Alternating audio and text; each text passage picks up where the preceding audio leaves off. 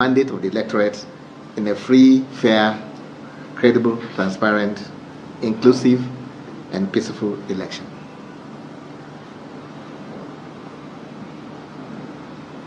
Ipac will resist any attempt to subvert the people's mandate freely given to any political party and its candidate, and urges stakeholders in the electoral process to respect the wish of the people as sovereignty resides in the people. It is the only way we will collectively deepen the nation's hard-earned democracy.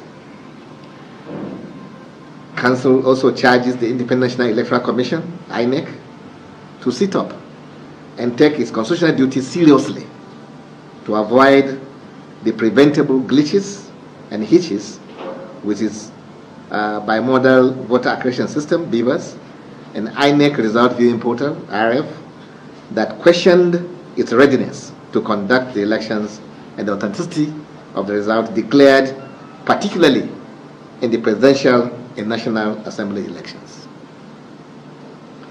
Council also demands a review of the process in appointing INEC resident electoral commissioners to ensure only competent and patriotic Nigerians head the Commission's state offices across the nation, as some of the challenges encountered during the elections, particularly the use of BVAS and RF portals, were caused more by human factors than the equipment.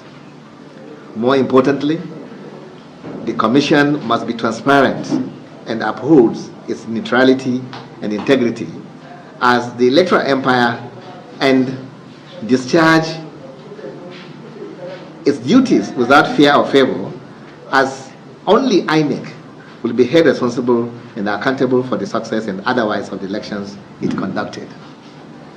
Ipac urges the judiciary to be decisive and uphold the rule of law in adjudicating on various election petitions before it as the last hope of all aggrieved citizens, aware that time is of the essence and justice delayed is justice denied. All stolen mandates must be retrieved to uphold the sanctity of the ballot box. Council condemns in strong terms violence, killings, arson, kidnapping of electoral officers, intimidation and suppression of voters that characterized the 2023 general election. They are outrageous, despicable, and unacceptable in the quest for sustainable democracy in Nigeria and must be stopped forthwith. Vote buying, snatching of ballot papers, and boxes remain the bane of the nation's electoral process. Accordingly, Council demands that the immediate prosecution of electoral offenders and their sponsors to serve as a deterrent to those who desire to subvert the will of the people. It is the only way to sanitize the country's electoral process and procedures, so as to ensure that the people's votes count. It will also spur citizens' participation in future elections, unlike the unprecedented voter apathy witnessed in the 2023 general elections, especially the governorship and the state House of Assembly elections. Ipac urges INEC to start preparations for the off-season gubernatorial elections, put its acts together, and ensure future elections in the country meet minimum international standards. The integrity of the Commission is at stake each time it conducts flawed elections. The expectations of Nigerians are high and must be met in our collective resolve to build a strong, virile, united, progressive, and just democratic nation. Council commends the nation's youth who took advantage of Not Too Young to Run Act, contested and won national and state legislative seats, particularly those in their 20s. It is the beauty of democracy. Council will continue to deepen our democracy, ensuring an environment conducive for successful elections and sustainable democracy in Nigeria. Thank you for listening. Thank you very much. So, from AIT on what do we mean by stolen mandate, and you want in specific terms which of the elections are we referring to. We are talking about the 2023 elections, and you cannot but agree that there were a lot of infractions in the conduct of these elections. And as one of the key stakeholders in the building of democracy in this country, that is Ipac, meaning the political parties, we cannot pretend that what happened happened. And what it translates to, is that votes in some cases did not count. And therefore, if votes do not count, what does it mean? It means stolen mandate. And thank God, the process itself has a cure for some of these things, these infractions. That one, INEC has opportunity, to review the results, and if announced, you can seek redress. So the essence of seeking redress is to recover what has been taken away illegally. So that's what we mean by stolen, a mandate. We cannot tell you specifically which election we are talking about, but those who are involved are already before the courts. And the only reason why they're there is to recover what they believe was stolen from them because of things that happened in the elections, both presidential and governorship and House of Assembly, and of course National Assembly elections.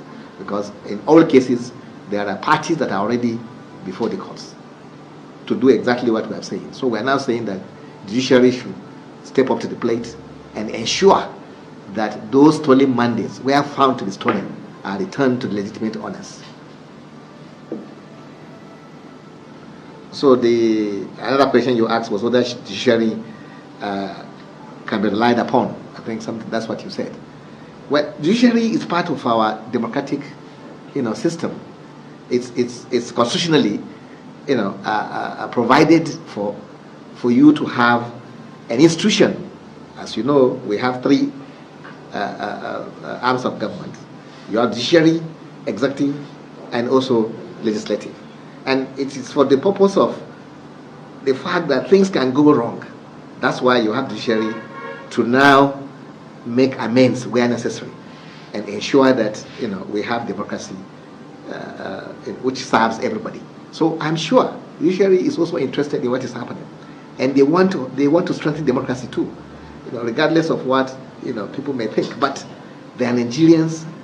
They are people that, aside from the fact that they want to leave legacy, good legacy behind, they have their children and also generations yet unborn that they would like to be kind to them. So I believe judiciary will really rise to the occasion this time around, because not only Nigerians are interested in what has happened. The international community, has also shown, interest in what happened, and the only institution that everybody is looking up to now is judiciary.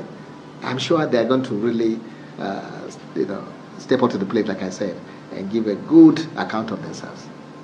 I have no doubt at all. I have, very strong belief in our judiciary that they will deliver. Vanguard asked whether the observers, what people say about the election, vote buying and violence characterize this election, and therefore, what do we think? Well, I'm sure a whole act is in the making to address some of these issues, which is the Electoral Offences Commission Act that is before the National Assembly. And not only that, we also have the civil society groups. You have political parties, leaders like ourselves. We have you, the pressmen, that are not happy about what happened. That we are still yet to move the needle as far as vote buying and violence is concerned in elections in this country. And the only way it can be dealt with is through this interaction, through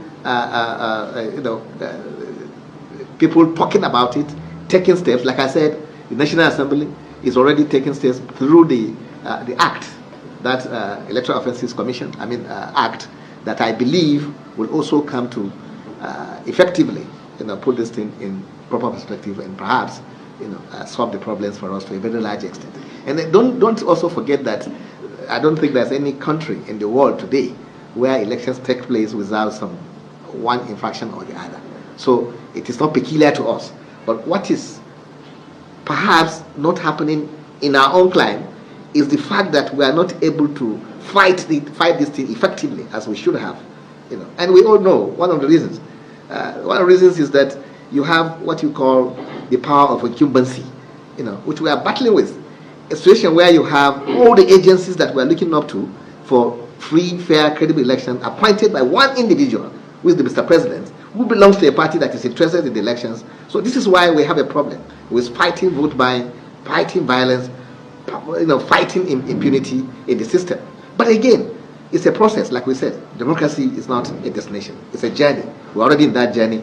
All these things happening are things that will strengthen democracy so that we don't throw away the baby with the bathwater. These things are not peculiar to us, like I said.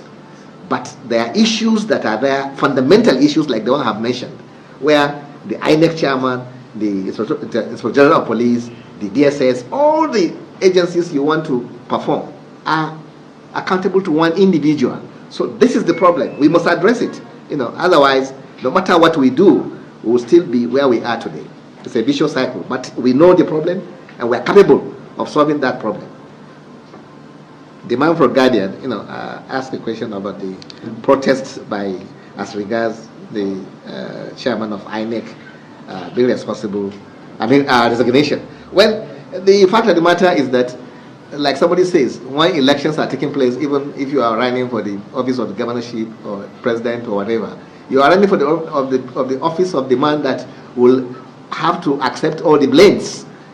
If you are the head of an institution, whatever happens, of course, you are the one that will be blamed for it. So those who are asking for the head of the chairman of INEC, yes, out of frustration, who else are they going to ask to resign? Is the chairman of the commission. But the question you ask yourself is this single individual, as a human being, can he really control all the gamut of, the organization that is put under that human being to control? That's why some of us have been asking for the, balkanization of that agency, so that some of the responsibility will be given to other agencies for effectiveness. That's why we are saying so. And like I mentioned in my speech, appointment of REC, that is resident electoral commissions, should not be done by Mr. President and then by politicians who have interest to now and then send them to the chairman that doesn't even know this man. He has no control. This man, for what it takes, may even be saying that, well, the person appoints you, appoint me too. So we have the same authority and the same power. So these are the things that we must take a look at and make some corrections, because there are fundamental errors in the makeup of that organization. So that's why people blaming Mahmoud. As the national chairman, I don't know which INEC chairman was not blamed. But the issue is that, what are we doing as a nation ourselves in taking a look at the makeup of that organization and its performance and function? Is it functional the way it is? Can it meet the requirement of the objectives, of the goals, or of the assignment given to that organization? So what we are saying is that you also know, see, when INEC is conducting these elections, they have what they call ad hoc staff.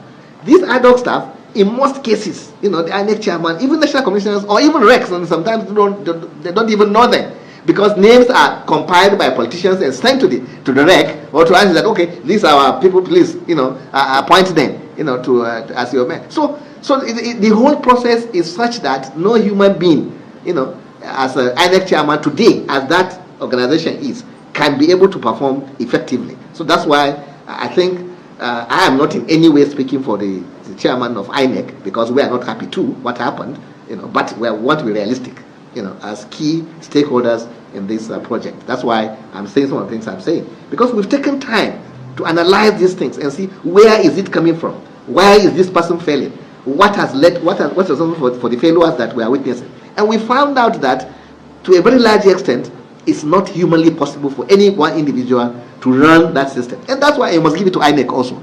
That's why they brought about all these technological innovations in order to streamline the processes and make it more effective. But what has happened? Human intervention again had made it not to fulfill or to meet the objective. So we are not happy, and we are not in any way supporting what has happened, that the results must stand or people must not go to court. We are saying that what has happened must be addressed. Stolen mandate must be returned to people. And people protesting, asking for the head of national chairman of chairman of INEC to an extent, yes, they are right, because who else do you go to? Who do you blame? But the reality is that no human being really can be able to do better if we do not change the scenario of that organization, the makeup of that organization, and the way it's functioning today. So that's the point I want you to understand. The Guardian asked about, okay, the Guardian is one. This day, collection of results and then observation of division. No, there wasn't any division. The Ipac has only one chairman, and I happened to be the chairman of Ipac. Those who stood up, for their own party, the way individually they felt at that time. And that's why we now had to call ourselves to remember, our intervention came after what you said happened. It wasn't INEC, it wasn't Ipac, at that point in time that was, speaking. It was when we now summoned a meeting of the chairman, and we met and we said, well, to save democracy, because there's no way we can allow the what was about to happen to this country, because you have to have democracy first before you can even go to court, and that's why we came out and said the process must continue to its logical conclusion, so that we will have something to now interrogate, something to now condemn if we need to condemn it, or something to now press if we need to press it, or something to accept or reject.